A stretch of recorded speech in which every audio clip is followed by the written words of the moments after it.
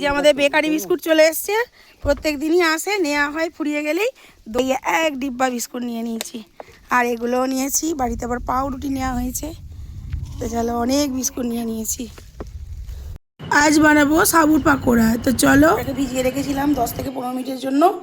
আজকে যেহেতু সোমবার, আমি সোমবারে এটা বানাচ্ছি, নিরামিষভাবে বানাবো, যেহেতু আজ তো সোমবারে শ্রাবণ মাসে খাওয়া হচ্ছে না, তো এটাই।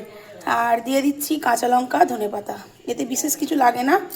আর ম্যাশ করে রেখেছিলাম আলু সিদ্ধ, বাইন্ডিংয়ের জন্য অল্প একটু আলু সিদ্ধ দিয়ে দেবো। আর দেবো ভাজা বাদাম, ড্রাই রোস্ট করে গুঁড়িয়ে রেখেছি, এটাও দিয়ে দিলাম। দেবো লবণ পরিমাণ মতো, একটু আদাকে ঘষে নিয়েছি, সেটাকেও দিয়ে দিলাম। এবার সমস্ত কিছু ভালো করে একসাথে মাখিয়ে নেবো হাতের সাহায্যেই। গোলমরিচের গুঁড়ো এখানে দেবো, গোলমরিচের ফ্লেভারটা আমার খুব ভালো লাগে, তাই ওটা অপশনাল, আপনারা নাও দিতে পারেন। আর দেবো পাতিলেবুর রস, চাইলে আপনারা এখানে আমচুর পাউডার দিতে পারেন, পাতিলেবুর রস না দিয়েও। গুলিয়ে নিয়েছি, এর মধ্যে এবার আমি শেপ দিয়ে নেবো, যে যেরকম পারবে এরকম গোল শেপও করতে পারেন। আমি একটু চ্যাপটা চ্যাপটা করে দেবো, এরকমভাবে তেলে ভাজতে বেশ ভালো লাগবে। ড্রাই রোস্টও করতে পারেন এয়ার ফ্রায়ারে, তো এয়ার ফ্রায়ার তো আমার আঁশ করবো না, তাতে তেলেই ভাজবো।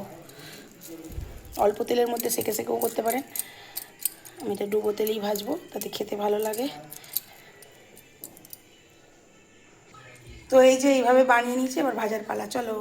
তেল দিয়ে দিয়েছি, প্রায় গরম হয়ে গেছে, এবার আমি ছেড়ে দেবো একটা একটা করে। নিজে আমি দিয়ে দিয়েছি কড়ার মধ্যে, ভাজা হোক। লাল লাল করে ভেজে নিয়েছি, এবার আমি এটাকে তুলে নিচ্ছি।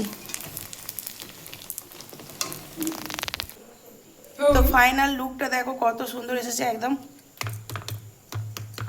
মচমচে, একদম গরম গরম পকোড়া। খুব ভালো লাগে নিরামিষ দিনে, যে কোনো উপোসবাসী এটা খাওয়া যায়, কারণ সাবু দিয়ে, যেহেতু চালের গুঁড়িও না, আটা ময়দা কিছুই না, এটা দারুণ খেতে লাগে।